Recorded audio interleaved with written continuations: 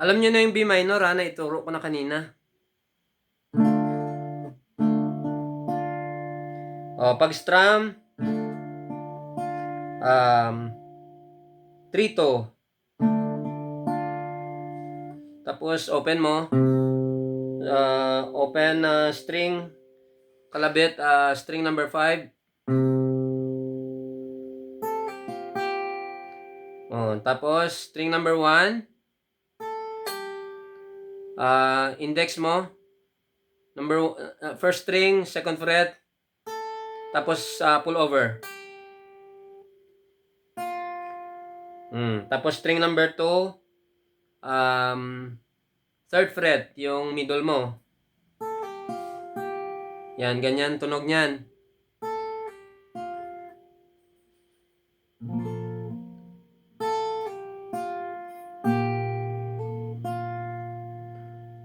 Yan yung tunog niyan, yung adlib. Pero parang continuous yung tugtog mo, parang walang gap ba? Kailangan mo siya pasukan ng G. Kailangan medyo mabilis yung kamay mo. O, di ba sa ganito?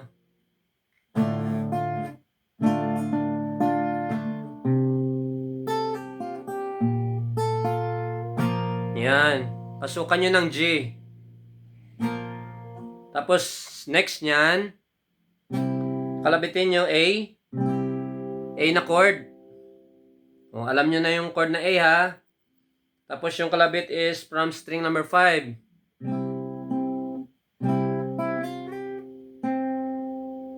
After ng A ha.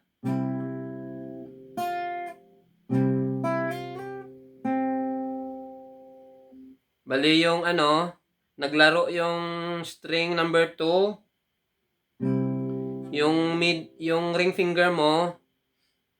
Tapos string number 2 kalabit ha.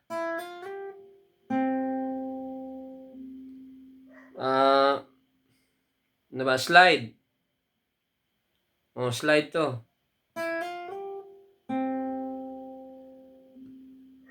Simula second string ng second fret, nag-slide yung ring finger mo sa una is pagkalabit mo sa third. Tapos fifth. Tapos yung next na note is yung third string, nakaapak yung index mo sa second fret.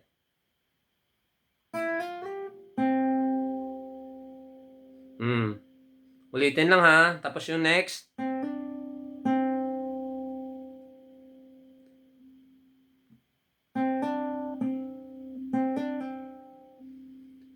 Bali, mag-hammer on tong ring.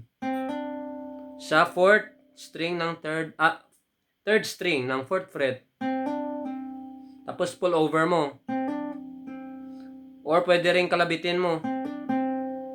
Yan. Or kalabitin. Tapos next nyan is D. Sustain na naman siguro to. Kayo nang bahala kung anong chord to. Kasi yung pinky mo nasa first string ng third fret. Yung D dapat ganyan lang. Meron siya dito yung pinky. Tapos kalabitin niyo yung D. Simula fourth string. Nakapatong yung index ha. Parang disus. Ewan ko ba kung anong chord dyan. Kaya nung bala, hindi ako masyadong magaling sa chord. Pero may chord to. Paki-research nyo naman para may part din kayo. Ha? Hindi ako ganun ka-expert. After mo maganyan, tapos kalabit yung first string, tanggalin yung pinky.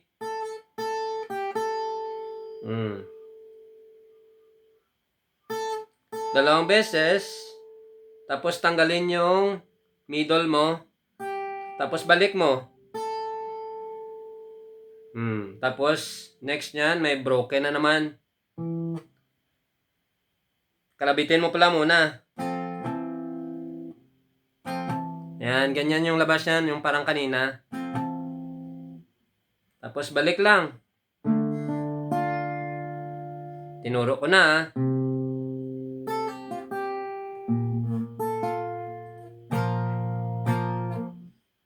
After doon, iba na yung balik eh kasi patapos na yung adlib. F sharp na. Naituro ko na yung F sharp.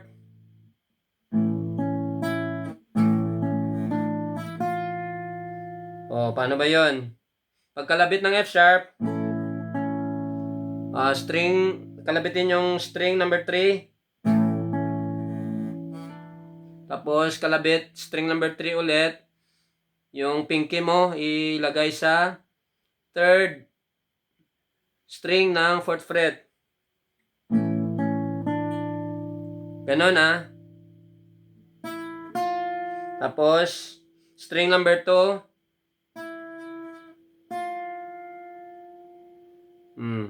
String number 2, open, nakabara yan dyan ah. Patungan ng middle sa second string ng 3rd fret. Yung kamay dapat nakatransfer na ng B minor.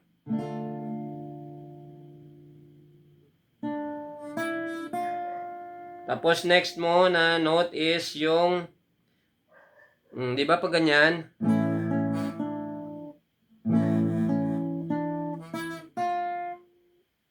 After mo mag-hit nito, parang mabilis eh.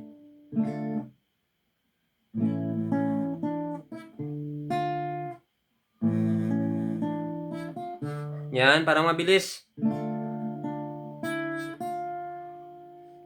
After mo dun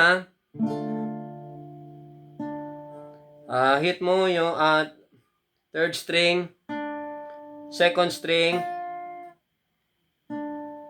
pero open. Tanggalin mo yung middle mo sa second string. Tapos balik mo. 3, 2, tapos balik mo yung middle. Tapos mag-i-end na yung adlib. Pumorma ka ng ganito. Yung middle mo is nasa 6th string ng 3rd fret. Yung pinky ay nasa second string ng 3rd fret. Yung ring finger mo ay nasa 3rd string ng 3rd fret. Yung index mo ay magbabadyang mag-hammer on dito sa 1st string ng 2nd fret. Pagkalabit mo, yung 6 and 1, damay mo yung 2 and 3 na string para magtunog na G minor. Kasi G minor yung chord dito. Pagkalabit mo, hammer on. Tapos tanggal yung index mo. Kalabit ulit. Yung 1, 2, 3.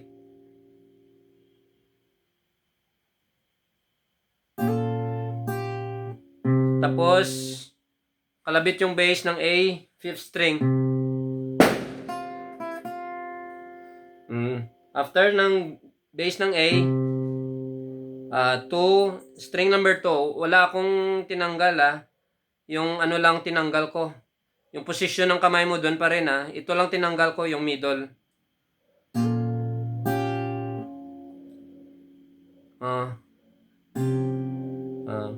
5 pala at is 5 at 1, sabay mo pero tamaan mo yung dalawa. Yung 1 and 2 tamaan mo.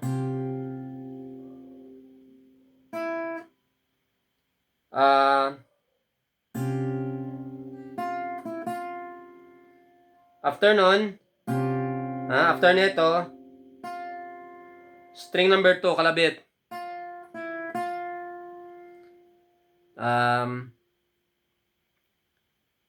Tanggalin yung pagkalabit nito,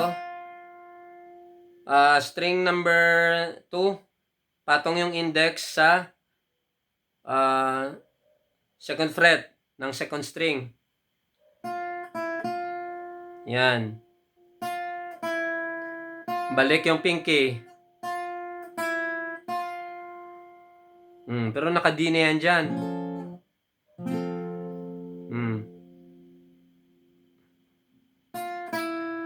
Dapat nakakanta ka na dito, oh.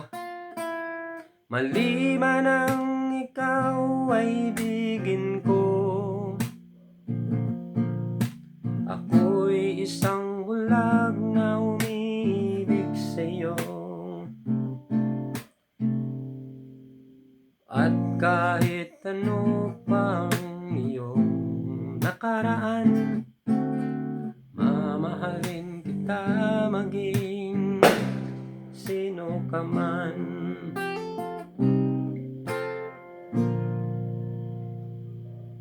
Oh, naituro ko na lahat. Kasi, pag after ng second stanza, yung katapusan niyan is adlib. Naituro ko na, so wala na akong utang, o mahaba na yung video natin. Hirap magturo. Kasi gusto nyong matutunan eh, o hindi, yan. Yan, paalam sa inyo, pakishare yung video. Salamat.